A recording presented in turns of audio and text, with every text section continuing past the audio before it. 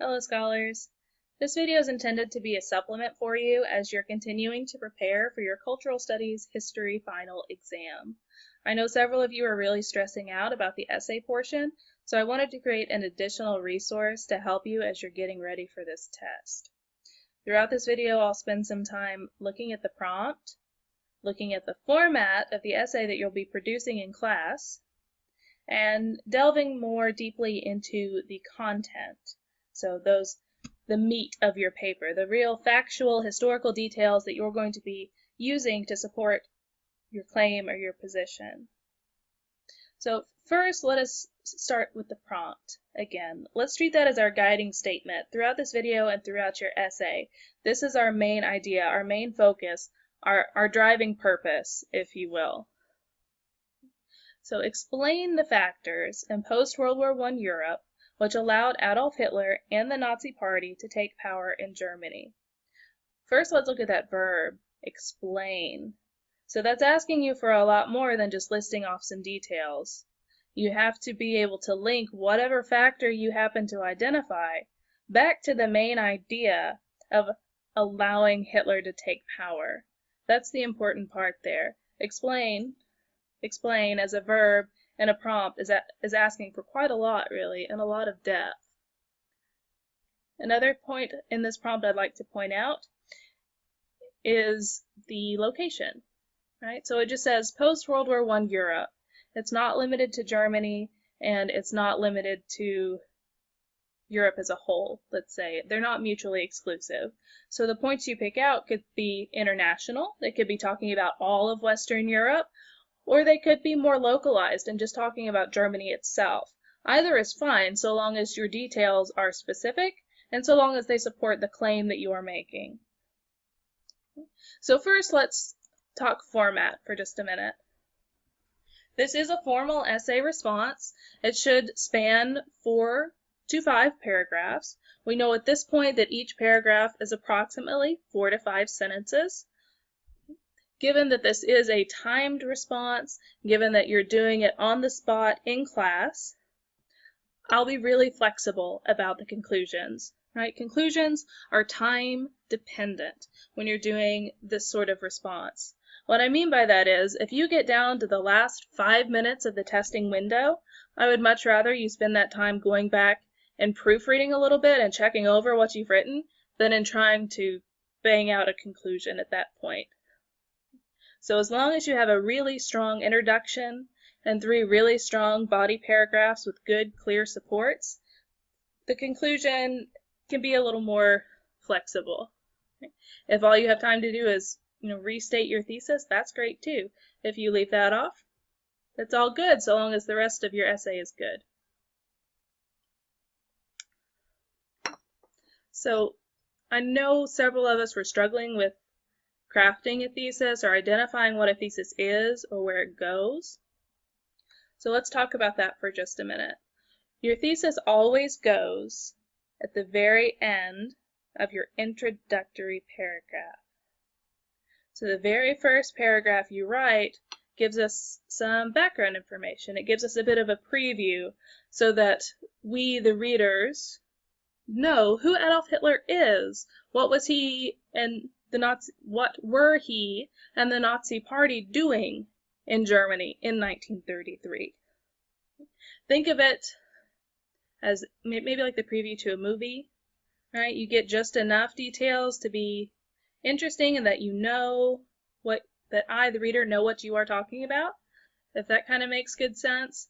Another way I've heard this put that really helped me when I was doing things like this in high school was to pretend that your reader has no clue about the topic you're writing about. So if it helps you mentally, just imagine that whomever is reading your paper has never heard of Adolf Hitler, has never heard of Nazi Germany, and really just does not know what's going on in Europe after World War I. It's your job to educate them, and to be thorough and correct with that, you have to have good specific details, and you have to give enough background in your introduction to give them kind of a frame of reference for what you're talking about. I've included 2 sample thesis statements here. We also did some in class. If you want to use the one we did in class, if you want to use either of these 2 to frame your paper, I'm totally okay with that. So remember, the example we gave in class had to do with Superman. Superman is a hero because he is strong, because he flies, and because he saves people. Within that sentence, you have a statement, your claim. Superman is a hero. And then those 3 prongs, those 3 big ideas that you'll be discussing within your body paragraphs. So within these specific examples, the ones that really match our prompt, I'm sorry, I completely forgot the words that I needed right there. Okay, the ones that really match our prompt, the first example here, there are several factors which allowed Adolf Hitler to come to power in 1933, including political, social, and economic reasons. The second one here, there are several political, social, and economic factors which allowed Adolf Hitler to come to power in 1933.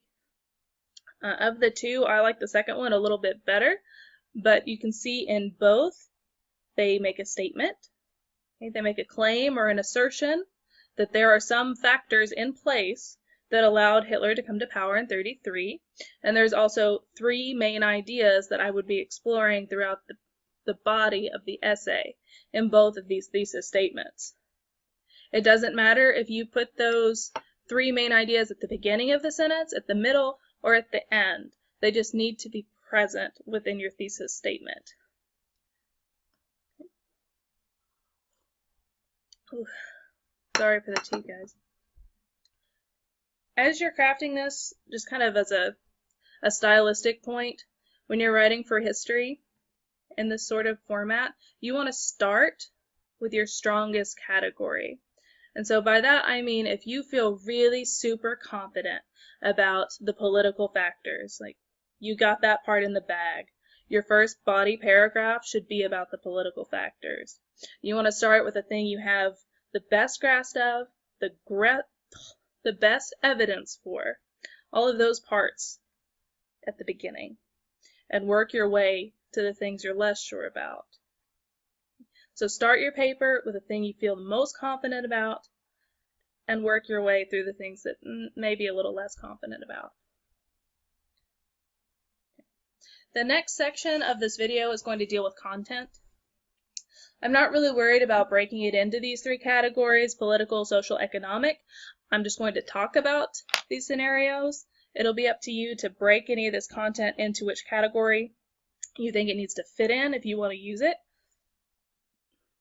I just want to remind all of you that politics, society, and the economy are all intimately interlaced. You can't have one without the other. So some things may fit in more than one category.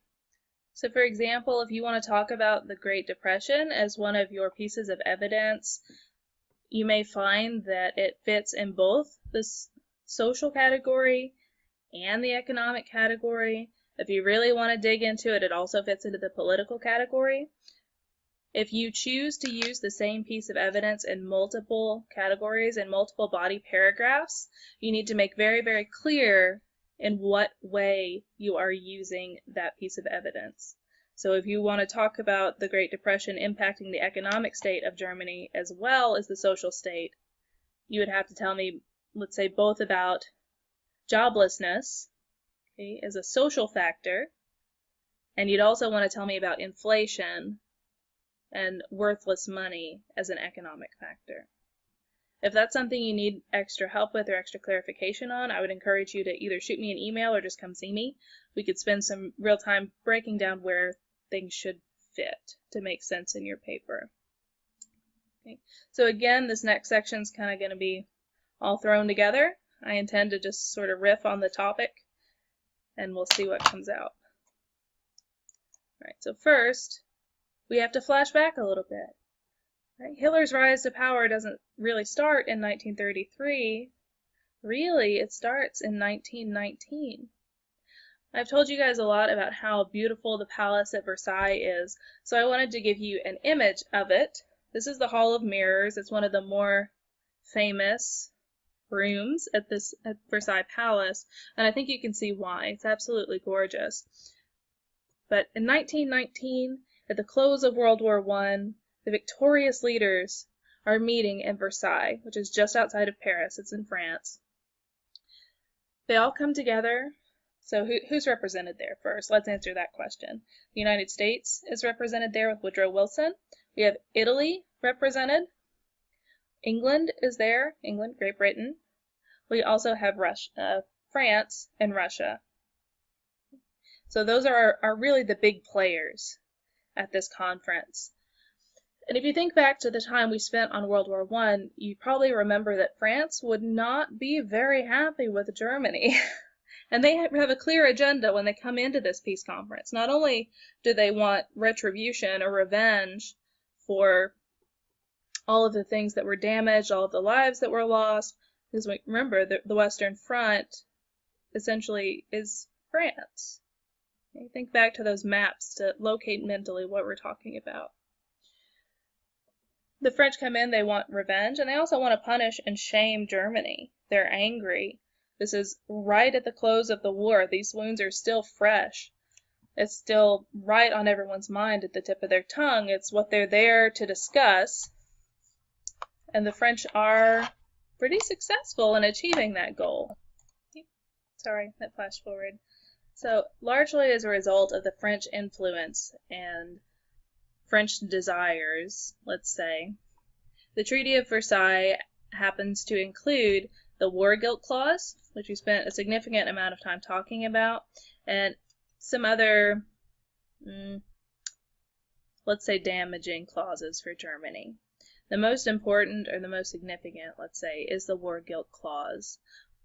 We explored several reasons for World War I, several causes, including militarism, imperialism, nationalism, and all of these factors play into the outbreak of war. We know that the assassination of Archduke Franz Ferdinand was really just the straw that broke the camel's back, and it's still interesting to think that a war that began between Austria-Hungary and Serbia can somehow be blamed on Germany. I imagine part of the reason for that is Germany ramps up the war.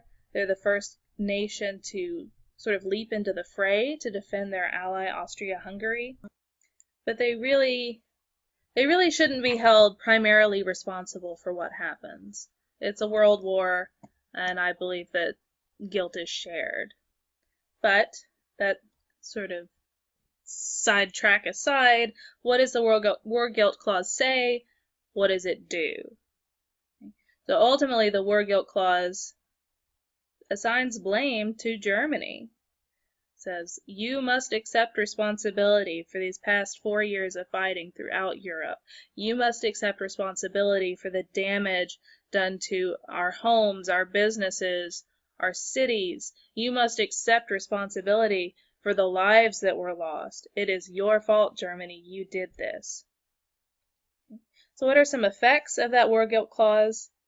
It shames Europe. It makes them feel a sense of embarrassment in front of the rest of the world. They've been made to accept responsibility for something they are not solely responsible for.